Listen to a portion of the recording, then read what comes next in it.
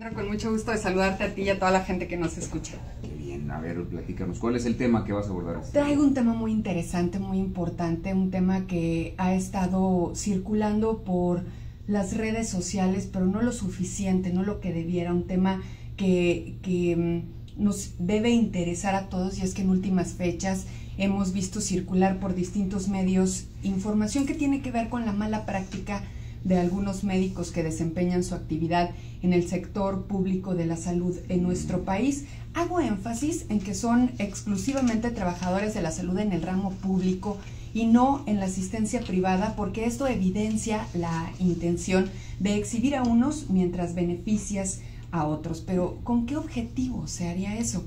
Para ahondar en lo anterior, debemos saber que actualmente existe un interés por modificar el artículo 4 de la Constitución y la Ley General de Salud con el fin de crear un sistema único en el que se homologuen instituciones como el IMSS o el ISSSTE con el Seguro Popular, lo que significaría una reducción en las prestaciones de atención médica y seguridad social para alrededor de 800,000 personas y sus familias. Es importante también decir que son personas que aportan y que trabajan todos los días para tener un sistema de salud óptimo que les garantice ser atendidos en cualquier enfermedad, y hoy está en incertidumbre ese sentir.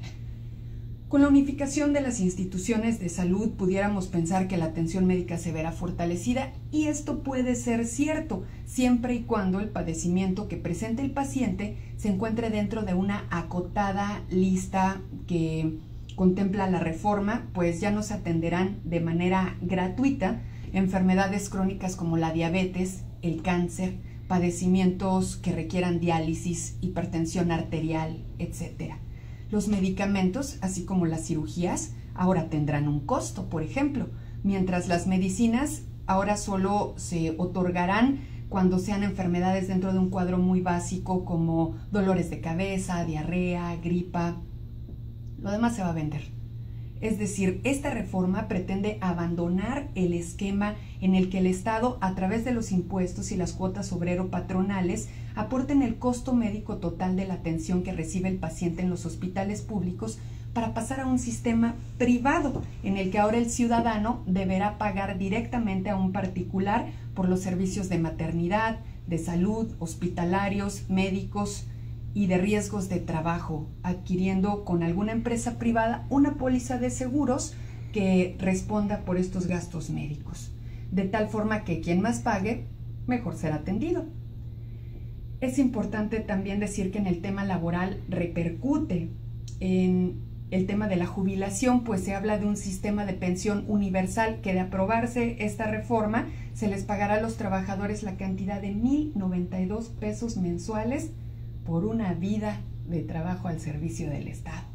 Para quien tiene los recursos económicos para pagar consultas médicas privadas, o al menos sea inmune de enfermedades crónicas que terminan despojándolo a uno del patrimonio familiar con los pagos a hospitales, la reforma no debería importarle mucho. Ahora, que si usted que me escucha es de las personas que trabaja 8 horas diarias o a veces más para llevar el sustento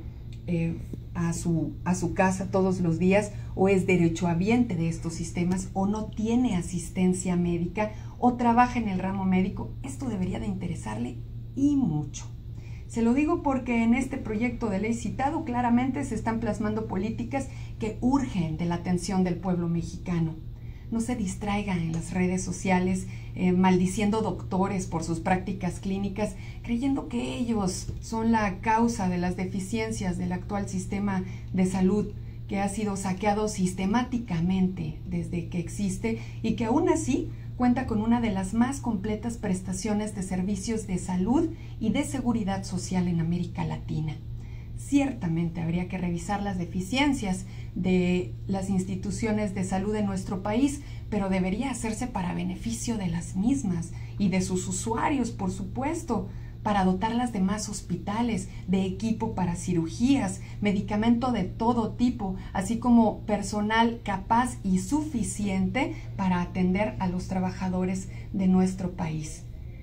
México quiere ver reformas donde se modifiquen el fondo de pensiones vitalicias a los expresidentes de la República y a los magistrados federales, que se les asignen sueldos de profesionistas a los legisladores del país, siempre y cuando lo sean, claro. Y bueno, también nos gustaría tener, por supuesto, leyes incluyentes, donde los sectores de la sociedad tengamos las mismas oportunidades de crecer en nuestra calidad de vida, nunca de verla disminuida. Analice, comparta, comente, platique, difunda esta información y de esta forma participe de manera consciente en los destinos de este país. Este es mi comentario, Alejandro. Muy interesante, bastante interesante.